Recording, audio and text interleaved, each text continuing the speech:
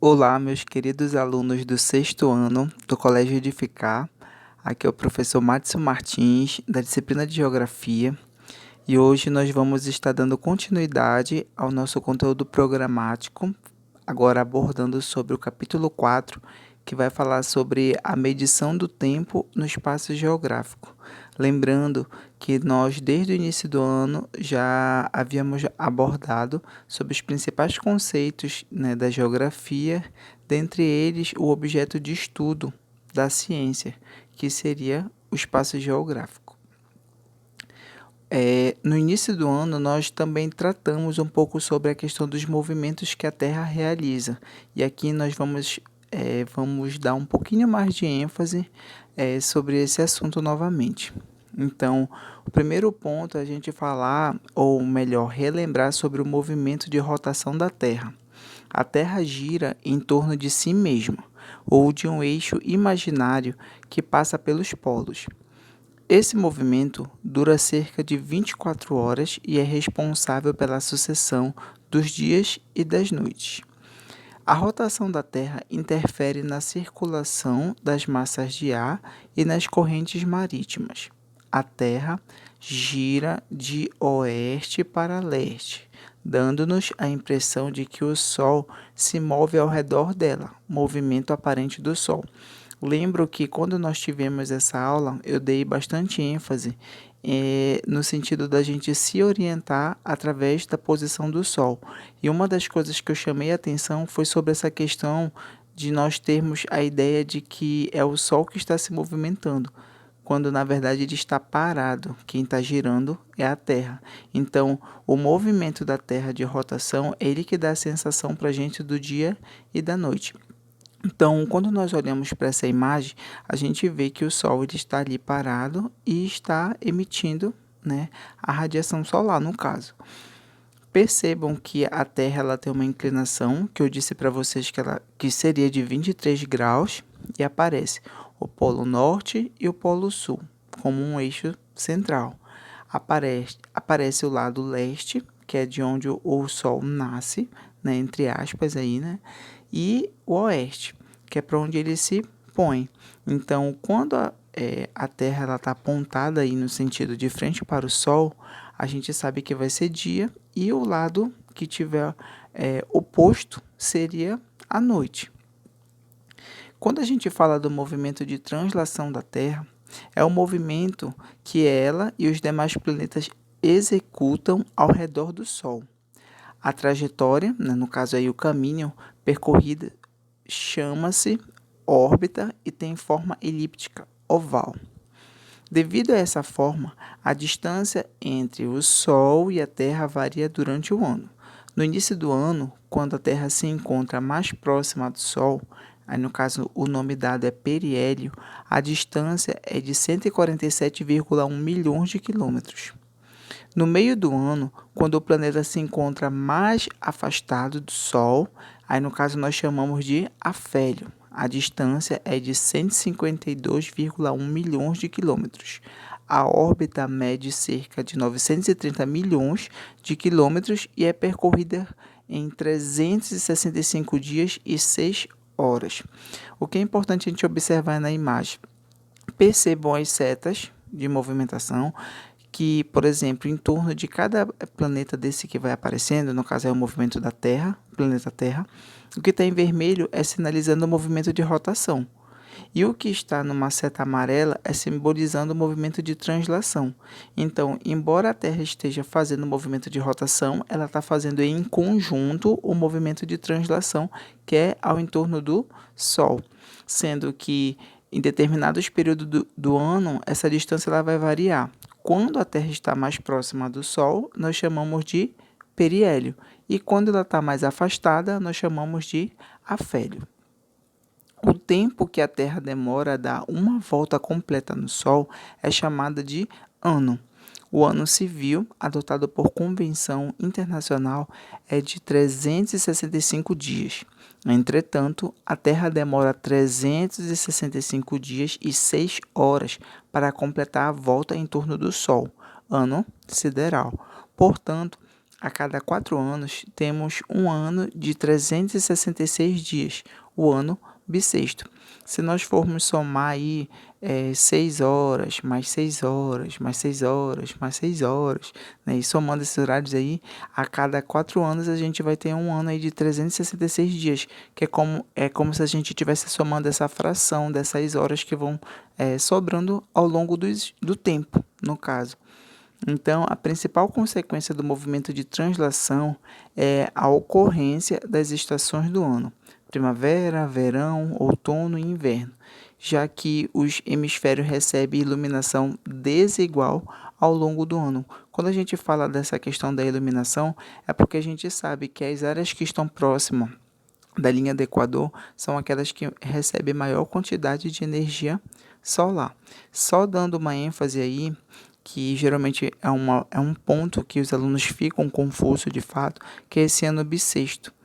Né? O que eu estou querendo falar, né, e o que o autor também está querendo falar, é que, naturalmente, uma volta da Terra ao redor do Sol, ela dura 365 dias e 6 horas. Então, geralmente, as pessoas falam, uma volta completa é 365 dias. Ok, só que eles não vão considerando essas 6 horas. Então, somado 4 anos, pegando essa fração de 6 horas, aí a gente vai acrescentar um dia. Por isso que a cada 4 anos, nós temos um ano bissexto, que essa é a ideia. E aí nós chegamos em duas conceituações importantes aqui. O que é importante vocês perceberem? Não é para decorar os dias, meses, né? Só é para a gente ter a sensação de como é essa questão do movimento e o que isso pode ocasionar, que no caso são as estações do ano. Equinócios. O que acontece nesse processo?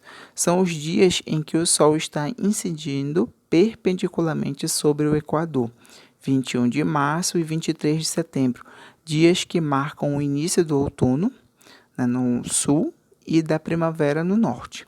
Quando a gente vai para os solstícios, são os movimentos nos quais os raios solares incidem perpendicularmente num dos trópicos, 22 de junho no sul e 21 de dezembro no norte, marcando o início do inverno e do verão nesse hemisfério. Se a gente olha aí para a imagem, a gente vai perceber qual é essa dinâmica. Percebam aí de novo a ideia central do Sol, o movimento que a Terra realiza em torno dele, e aí nós vamos vendo as mudanças de fase.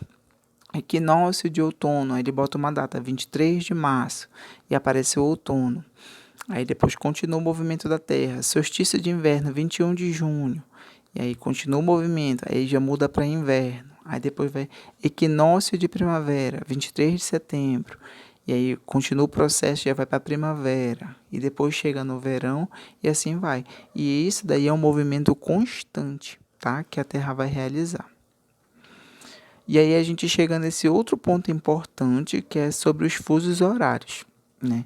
Então, por conta dessa dinâmica de rotação, da questão da translação, a gente sabe que os horários eles não vão coincidir, né, de forma igual em todos os cantos do mundo.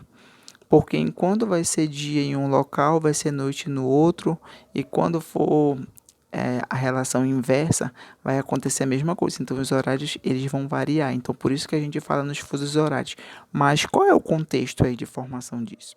No final do século XIX, as ciências já conheciam muito sobre as partes da Terra. Todos os territórios estão interligados economicamente e politicamente, mas não existia uma referência no que se refere à forma com que as diferentes localidades mediam tempo. Assim, em 1881, no caso aí século XIX, líderes de 25 países, incluindo o Brasil, se reuniram na Conferência de Washington e definiram que a Terra seria dividida em 24 partes, limitadas pelos meridianos relativos à rotação da Terra, que é de 24 horas, e que cada parte seria chamada de fuso horário ou zona, cuja contagem era de 1 hora e media 15 graus de circunferência da Terra. Lembrando aí que a gente sabe que um dia ele tem 24 horas e no caso aí cada meridiano, como foi estipulado, ele iria equivaler a 1 hora do dia. Então, a gente vai ver mais nitidamente quando chegar na imagem. À medida que se deslocava para o leste, e aí é uma referência. O ponto principal, partir do meridiano de Greenwich, que está bem no centro, ele vai partir do zero. Se eu fosse para leste, aí no caso, acrescentava-se 1 hora por fuso. E à medida que se deslocava para o oeste, diminuía-se 1 hora por fuso. Então, todos que estivessem a leste vão aparecer de forma positiva e todos que estiverem a oeste vão estar de forma negativa. Dessa forma, todos os países poderiam medir as suas horas em harmonia com os demais.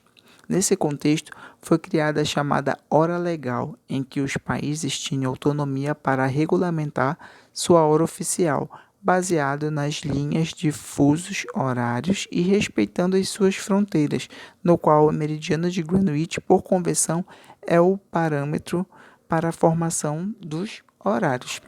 Lembrando aí que quando a gente fala dessa ideia de convenção é porque é o homem que definiu. E você já sabe que o meridiano de Greenwich, ele passa por cima de uma cidade que se localiza na Europa e que tem esse nome, tá? E por convenção foi padronizado como o principal. Poderia ser qualquer meridiano, mas ele foi considerado aí o principal para fazer essa, digamos, regulamentação. Então aí nós temos os fusos horários. Percebam, se a gente olhar bem no centro da imagem, a gente vai ver o zero, que vai estar simbolizando aí o quê? O meridiano de Greenwich. Se eu for para leste, percebam que todas as horas vão estar positivas. Mais 1, mais 2, mais 3, mais 4 e vai até o 12. Se eu for para o lado oeste, as horas elas vão o quê? Vão diminuir. Então, no caso, vai ser menos 1, menos 2, menos 3, menos 4. Vai até o menos 12. Se a gente somar os dois lados, vai dar as 24 horas do dia. Então, quando eu quero saber um determinado horário, eu tenho que me guiar por esses fusos.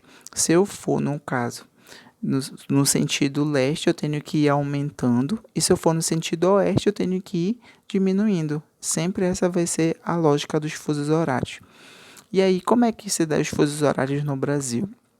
Esse é um país signatário desse sistema, né, de padronização dos horários internacionais.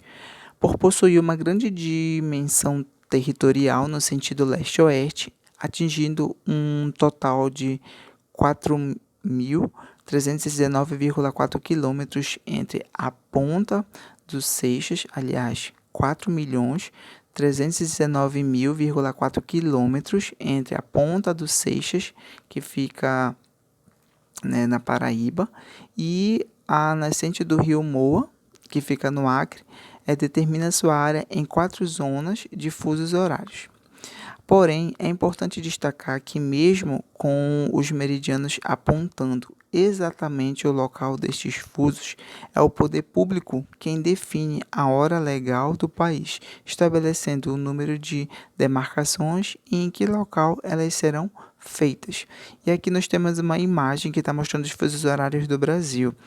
E aí, no caso, aparece, começando de baixo para cima aqui na legenda, nós vamos ter o GMT, que no caso aí é uma sigla em inglês, que está falando do tempo médio de Greenwich. Então, vai aparecer menos 2, menos 3, menos 4 e menos 5.